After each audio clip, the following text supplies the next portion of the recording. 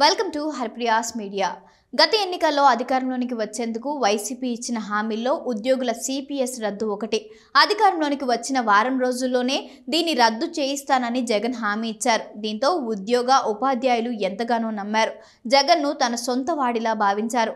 తాము మద్దతు తెలపడమే కాకుండా ఇతరులపై ప్రభావం చూపించారు. కానీ అధికారంలోనికి వచ్చిన తరువాత వారం దాటింది, 2 వారాలు దాటాయి, వందల వారాలు దాటిపోయాయి. కానీ సిపిఎస్ మాత్రం రద్దు కాలేదు. ఉద్యోగ ఉపాధ్యాయులకు ఇచ్చిన హామీ నెరవేరలేదు. పైగా అడుగడుగునా వారికి అవమానాలు, ఇబ్బందులు ఎదురయ్యాయి. గత ఎన్నికలకు ముందు సొంత కుటుంబంలా భావించిన వారే ఇప్పుడు వైసీపీకి ప్రత్యర్థులుగా మారారు, శత్రువులుగా చూస్తున్నారు. సరిగ్గా ఇటువంటి సమయంలోనే సిపిఎస్ రద్దు చేస్తామని పవన్ స్పష్టమైన ప్రకటన చేయడం విశేషం. లోకేష్ పాదయాత్ర ముగింపు సందర్భంగా విజయోత్సవ సభను నిర్వహించిన సంగతి తెలిసిందే. సభకు పవన్ హాజరయ్యారు. తన ప్రసంగంలో ఉద్యోగ ఉపాధ్యాయుల కోసం ప్రత్యేకంగా ప్రస్తావించారు. సిపిఎస్ రద్దుకు కృషి చేస్తామని హామీ ఇచ్చారు. దీంతో ఉద్యోగ ఉపాధ్యాయుల్లో ఒక రకమైన చలనం వచ్చింది.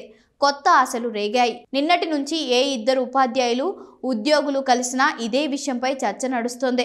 గతంలో సిపిఎస్ రద్దు కోసం విజయవాడలో నిర్వహించిన మిలీనియం మార్చుకు పవన్ స్పష్టమైన మద్దతు ప్రకటించారు. నాటి నుంచే ఉద్యోగ ఉపాధ్యాయుల సమస్యలపై ఎప్పటికప్పుడు ప్రస్తావిస్తున్నారు. ఇప్పుడు ఏకంగా ఎన్నికల మేనిఫెస్టోలో సిపిఎస్ రద్దు అంశం చేర్చుతామని చెప్పడం విశేషం. సంక్షేమ పాలన అందిస్తున్న జగన్కు కేంద్ర ప్రభుత్వం అందించే నిధులు అవసరం. అప్పు చేసేందుకు రుణ పరిమితి కీలకం.